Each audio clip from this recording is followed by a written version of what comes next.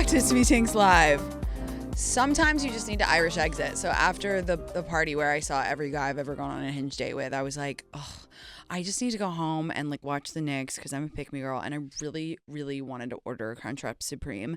And you know when you have like such a bad, like I really don't drunk eat, God bless myself, but like once in a while you just have the right concoction of things where you're like, oh no, I need this specific junk food. Like I need it. Good for you. And I went home and I watched the Knicks and it was very sad.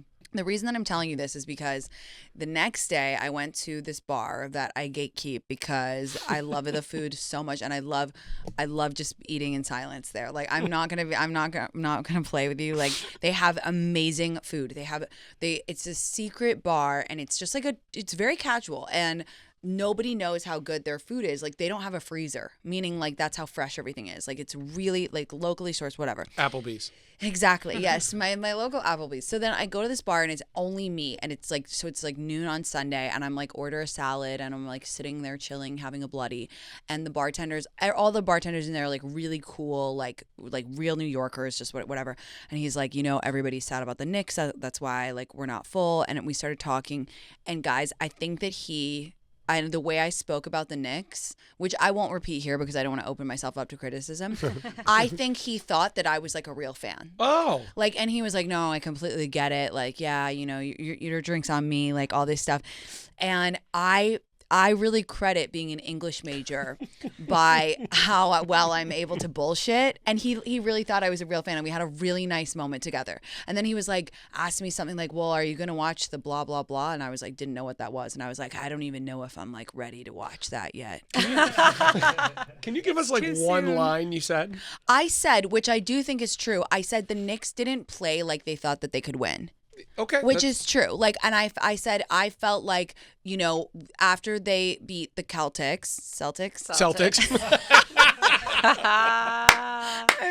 Wait, now that was the most pick-me thing ever. That was really good English major.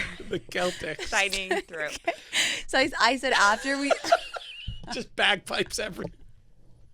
Oh my god. The Celtics. Your skirt. Oh my god. Oh my god. Okay. So after they beat them, the team from Boston, the disgusting team from Boston, whatever, Jesse's a Celtics fan.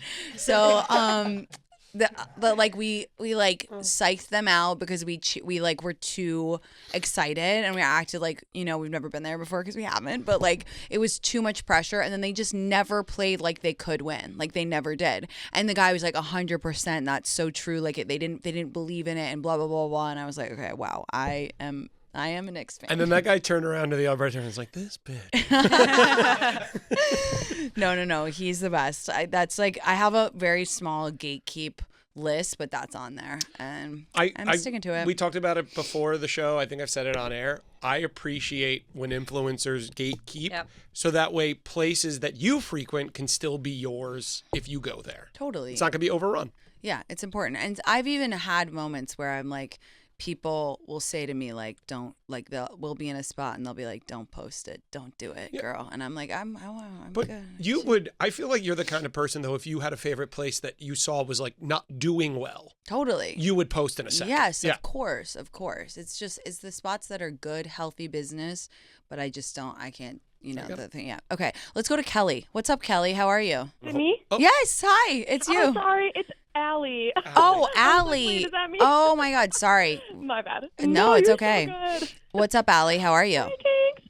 Good. Oh my gosh. You reposted me reading your book at Tao in Vegas last weekend. Oh my God. That was a peak summer of outside Tinx culture moment. You were literally like in the pool at Tao reading my book. And I was like, this is Tinx culture. This is community vibes if I ever did see it. So I was very into that. I hope you had a great time in Vegas. Oh my gosh, yes. It was my friend's 30th. And I wanted to, in Tinx spirit, I met the most amazing man out there. Oh, hell yeah. Summer of outside. I love it. And so not my vibe. My friends know I'm like, I'll date someone for a year and be like, I don't know, whatever. Okay, so how did you meet him? Like, how did it go down? Butterfly effect. Long story short, I spilled something on my shirt, had to change it. While that was happening, my friend was at a blackjack table with her husband and sat next to him, and they just started chatting. And then when I came down, my friend was like, Alice, you should meet like this person, introduced us. And we just like sat at the blackjack table for like hours, all of us, just like having fun. And at the end of the night, she was like, oh, we were going to John Summit that night. She was like, we'll probably have an extra ticket. Alice, like that's my full name, get his number. And I was like, okay, sure. And he was like, yeah, I want to give you my number. That'd be great.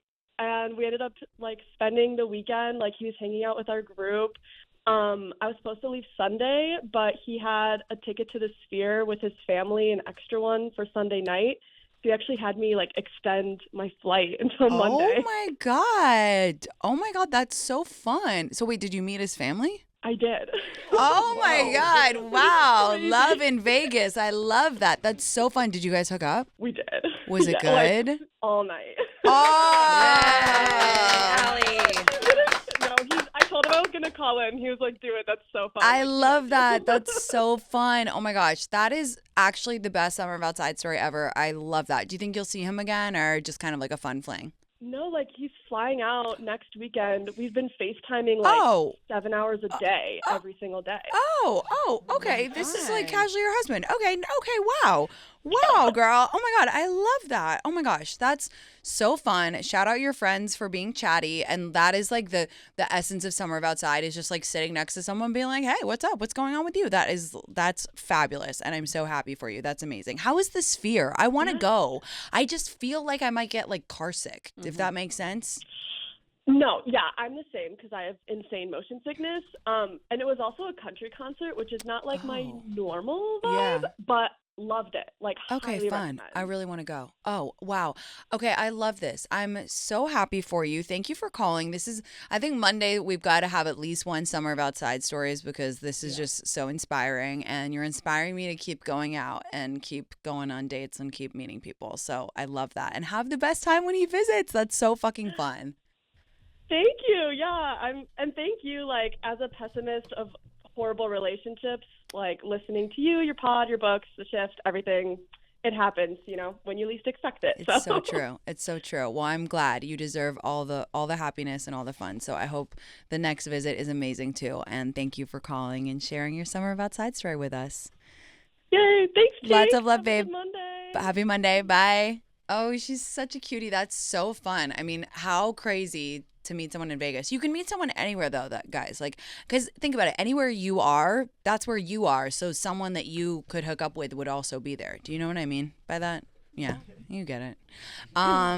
Should we go to Jess? Okay, let's go to Jess. What's up, Jess? How are you? Hi, Tinx. Hi, what's going on, girl? Hi. I'm just want to say I'm such a big fan. Thank you for putting me through. I'm so excited to talk to you. Likewise. I just had what's going on? A crazy story. Oh yeah, tell us. I was seeing this guy for about 3 dates. The vibes were good. He was funny, made me laugh. He asked questions. I got to talk about stuff, whatever. I'm usually pretty good at not looking people up when I meet them from a dating app. So I resisted, and then towards the end of the third date, at the end of the third date, I kind of gave in. Also, this is tangentially important. I work in a space that's kind of in progressive politics. So I looked him up and basically found out that maybe 8 days before our first date, he ran for city council in a major coastal city. It's not a small city. What? On a very heavy Trump MAGA platform. Oh and my God. Literally did not come up once at all. I asked him about where it was. He ran in the town where he's from. God. I asked him about where he was from. I asked him about his life, things like that. Literally did not come up at all. And it was not no small potatoes city council run. It was a big deal. I found a debate on live local television where he Whoa. Debated. Yes. It was insane. But I feel he didn't bring it up. You're saying it didn't come up. I feel he didn't bring it up because I feel on some level he knows how you would react. Yeah, that's absolutely. crazy. He was totally trying to hide it. And then, so I was I want to get this information out of him. My close friend gave me the good idea. I found basically the website he ran on and the Instagram page he had for the run for public office. And I basically asked him for his Instagram, and then when he gave me his Instagram, I was okay, I'll say next time we hang out, hey, I looked you up on Instagram, and I also found this other page about this public office run that you did, and I'm wondering why it didn't come up. But I haven't had that conversation. But when I did look him up on Instagram, the page that was dedicated to his run from public office was scrubbed from the internet. Wow. So he fully is hiding it for me. Like, it did not come up on purpose. Like, yeah. But like, I'm just so curious in his mind what was going to happen. Like, how long was it going to go before you would find it? Like, I don't understand. That's clearly he's very passionate about it, and that's his politics. So wouldn't he want to be with someone who matched his politics? It just doesn't even make any sense. Yes, completely agreed. All these questions were running through my mind. Like, I was like paralyzed with like I didn't know what to do. So I mean, I would love your take. Like, I am planning on seeing him one more time, and I was like kind of gonna bring it up then. Do you think it's worth seeing him one more time and being like, can you explain this? Or do you think like send him a text, be like, I'm not feeling it, no explanation, and like move on with my life? Because at this point, like, I'm over it. Like, I don't want to see it anymore. I wouldn't even waste your time. Why would you even waste a face of makeup? Like, why would you even waste like 3 pumps of Armani Luminous Silk Foundation? Like, I wouldn't even. Like, I would just be like, because it's politics aside, which it sounds like you're not compatible in that way. It's the fact that he was trying so hard to conceal it from you, and the fact that this is a huge part of his life, and to think that he could try and keep it from you is weird behavior, and it's also not that smart. And also, I like people who live with integrity. If that's super important to him, then he should say it. He should say it out loud. Like, whatever it is, even if I don't agree with his politics, then he should stand on business and be like, no, I'm like running, and I'm like super into Trump, and I'm super Republican and whatever. Like, he should fucking say that. So I personally would not waste another date on it, because he's not someone who lives in integrity. Okay. I like that. That's a good look on it. I agree. Yeah. I think I'm going to do that. Wild. Insane. Yeah. It's rough out there, girls. It's really rough. All right. Well, thank you for calling. Good luck. Don't see him again. Thank you and so much. I hope another guy, I hope there's something better coming soon. Bye. I appreciate it. Thank Bye, you, babe. Tinx. Bye. Okay, you guys, we're going to take a super quick break, but I'm going to be taking more calls and yapping more right after this. So if you're on the line, stay on the line.